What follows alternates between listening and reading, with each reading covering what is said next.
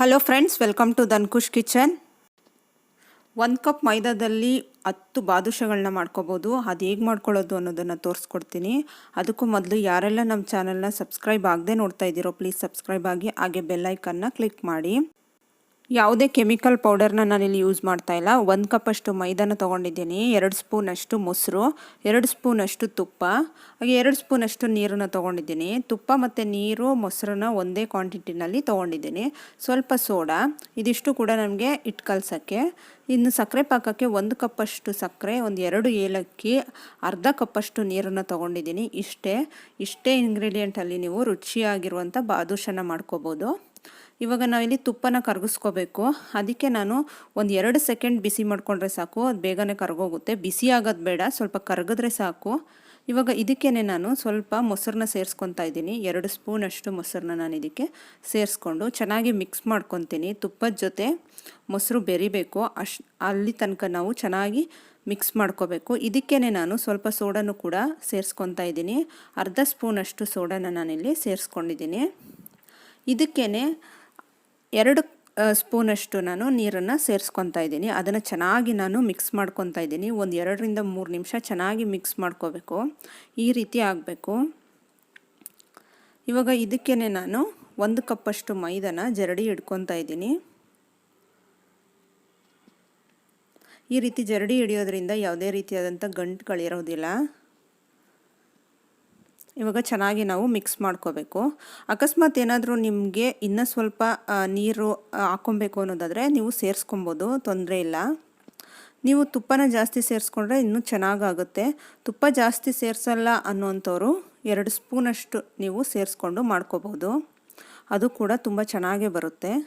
ಈ ರೀತಿ ಮಿಕ್ಸ್ ಮಾಡ್ಕೋಬೇಕು. ಚಪಾತಿ ಹಿಟ್ಟು ಥರ ನಾದಕ್ಕೆ ಹೋಗಬೇಡಿ, ಈ ರೀತಿ ಕೈಯಿಂದ ಮಿಕ್ಸ್ ಮಾಡ್ಕೊಳ್ಳಿ. ಈ ರೀತಿ ಮಾಡೋದ್ರಿಂದ ಪದರವಾಗಿ ಬರುತ್ತೆ. ಈ ರೀತಿ ಮಿಕ್ಸ್ ಮಾಡಿಕೊಂಡು ಒಂದು ಅರ್ಧ ಗಂಟೆಗಳ ಕಾಲ ನೀವು ಇದನ್ನು ಹೀಗೇ ಮುಚ್ಚಿಟ್ಬಿಡಿ. ಇವಾಗ ನೆಕ್ಸ್ಟು ನಾವು ಸಕ್ಕರೆ ಪಾಕ ಮಾಡ್ಕೊಳ್ಳೋಣ. ಒಂದು ಪಾತ್ರೆಗೆ ನಾವು 1 ಕಪ್ ಸಕ್ಕರೆ, ಅರ್ಧ ಕಪ್ ನೀರನ್ನು ಹಾಕ್ಕೊಂಡು ಅದನ್ನು ಪಾಕ ತೊಗೋಬೇಕು. 5 ನಿಮಿಷದಲ್ಲೆಲ್ಲ ಇದು ಪಾಕ ರೆಡಿ ಆಗಿಬಿಡುತ್ತೆ. ಒಂದೇಳೆ ಪಾಕ ಮಾಡ್ಕೋಬೇಕು. ಈ ರೀತಿ ಅಂಟು ಪಾಕ ಬರಬೇಕು, ಒಂದೇಳೆ ಪಾಕ ಬರಬೇಕು. ಆಗಿದ ತಕ್ಷಣವೇ ನೀವು ಗ್ಯಾಸ್ ಆಫ್ ಮಾಡಬೇಕು. ಇದಕ್ಕೆ ಬೇಕಾದರೆ ಸ್ವಲ್ಪ ನಿಂಬೆ ರಸನೂ ಕೂಡ ಸೇರಿಸ್ಕೋಬೋದು, ಒಂದು 2 ಡ್ರಾಪ್ಸ್ ಅಷ್ಟು. ಇವಾಗ ನೋಡಿ, ಇದು ನೆನೆಲಿಕ್ಕೆ ಇಟ್ಟಿದ್ವಲ್ಲ, ಅದನ್ನು ಈ ರೀತಿ ಕೈನಿಂದ ಈ ರೀತಿ ಮಾಡ್ಕೋಬೇಕು. ಅದು ಪದರವಾಗಿ ಚೆನ್ನಾಗಿ ಬರುತ್ತೆ. ಇವಾಗ ನಾವು ಉಂಡೆಗಳನ್ನ ಮಾಡ್ಕೋಬೇಕು. ಇದು ಜಾಸ್ತಿ ನಾದಕ್ಕೆ ಹೋಗಬೇಡಿ, ಸ್ವಲ್ಪ ಈ ರೀತಿ ಕೈನಿಂದ ಮಾಡಿಕೊಂಡ್ರೆ ಸಾಕು. ಈ ರೀತಿ ಸಣ್ಣ ಸಣ್ಣ ಉಂಡೆಗಳಾಗಿ ಕಟ್ ಮಾಡ್ಕೊಳ್ಳಿ, ಅಥವಾ ಕೈಯಿಂದನೇ ಸಣ್ಣ ಸಣ್ಣ ಉಂಡೆನ ತೆಗೆದ್ರೂ ಆಯಿತು. ಈ ರೀತಿ ನಾವು ಕಟ್ ಮಾಡಿದ್ರೆ ಈ ರೀತಿ ಅದನ್ನು ಜಾಯಿಂಟ್ ಮಾಡಿಕೊಂಡು ಪ್ರೆಸ್ ಮಾಡ್ಕೊಳ್ಳಿ. ಇದರಿಂದ ಪದರಗಳು ಜಾಸ್ತಿ ಆಗುತ್ತೆ ಅಷ್ಟೇ. ಬೇಡ ಅನ್ನೋರು ಕೈಯಿಂದ ಸಣ್ಣ ಸಣ್ಣ ಉಂಡೆನ ತೆಗೆದು ಕೂಡ ಮಾಡ್ಕೋಬೋದು, ಅದು ಕೂಡ ಚೆನ್ನಾಗೇ ಬರುತ್ತೆ. ಈ ರೀತಿ ಹೆಬ್ಬೆರಳಿಂದ ಮಧ್ಯ ಈ ರೀತಿ ಹೋಲ್ ಮಾಡಬೇಕು. ಈ ಹೋಲ್ ನಾವು ಎಣ್ಣೆಗೆ ಹಾಕಬೇಕಾದ್ರೆ ಅದು ಕ್ಲೋಸ್ ಆಗುತ್ತೆ, ಆ ರೀತಿ ಏನು ಇರೋದಿಲ್ಲ. ಇನ್ನೊಂದನ್ನು ನಾನು ಮಾಡಿ ತೋರಿಸ್ತಾ ಇದ್ದೀನಿ ನೋಡಿ. ಈ ರೀತಿ ಮಾಡ್ಕೋಬೇಕು. ಇದು ನಾವು ಎಣ್ಣೆಲಿ ಕರೆದಾಗ ಮತ್ತು ಸಕ್ಕರೆ ಪಾಕಕ್ಕೆ ಹಾಕಿದಾಗ ಇನ್ನೂ ಸ್ವಲ್ಪ ದಪ್ಪ ಆಗುತ್ತೆ. ಈಗ ಎಣ್ಣೆ ಕಾಯ್ಲಿಕ್ಕೆ ಇಟ್ಟಿದ್ದೆ, ಜಾಸ್ತಿ ಎಣ್ಣೆ ಕಾಯ್ಸೋಕ್ಕೆ ಹೋಗಬೇಡಿ. ಅದು ಬಿಟ್ಟ ತಕ್ಷಣ ತಳದಲ್ಲಿ ಕೂತ್ಕೋಬೇಕು. ಅದು ಬಿಟ್ಟ ತಕ್ಷಣವೇ ಮೇಲೆ ಬಂದರೆ ಎಣ್ಣೆ ಜಾಸ್ತಿ ಕಾದಿದೆ ಅಂತ. ಆವಾಗ ಬಾದುಷಗಳೆಲ್ಲ ಮೇಲೆ ಕಪ್ಪಾಗಿ ಒಳಗಡೆ ಬೇಯೋದಿಲ್ಲ. ಈ ರೀತಿ ಹಾಕಿದ್ಮೇಲೆ ಒಂದು 3-4 ನಿಮಿಷಕ್ಕೆ ಅದು ಮೇಲೆ ಬರುತ್ತೆ. ಲೋ ಫ್ಲೇಮಲ್ಲಿ ಇಟ್ಕೊಂಡೆ ಇದನ್ನು ಬೇಯಿಸ್ಕೋಬೇಕು. ಒಂದು 10 ರಿಂದ 15 ನಿಮಿಷಗಳ ಕಾಲ ಇದನ್ನು ಬೇಯಿಸ್ಬೇಕಾಗುತ್ತೆ. ಅದರ ಬಣ್ಣ ಕಂಪ್ಲೀಟಾಗಿ ಚೇಂಜ್ ಆಗಬೇಕು.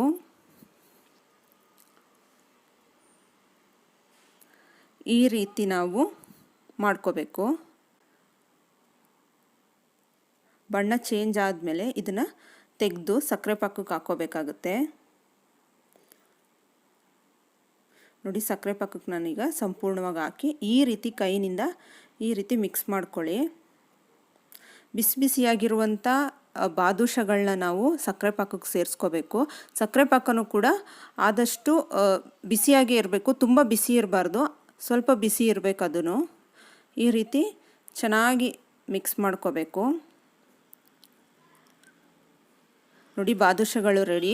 ಮಾಡಿದ ದಿನ ತಿನ್ನೋದಕ್ಕಿಂತ ಅದರ ನೆಕ್ಸ್ಟ್ ಡೇ ತಿಂದರೆ ಇದು ತುಂಬ ರುಚಿಯಾಗಿರುತ್ತೆ. ನೀವು ಮನೆಯಲ್ಲಿ ಮಾಡ್ಕೊಳ್ಳಿ. ಈ ವಿಡಿಯೋ ನಿಮ್ಗೆ ಇಷ್ಟ ಆಗಿದೆ ಅಂತ ತಿಳ್ಕೊತೀನಿ. Thanks for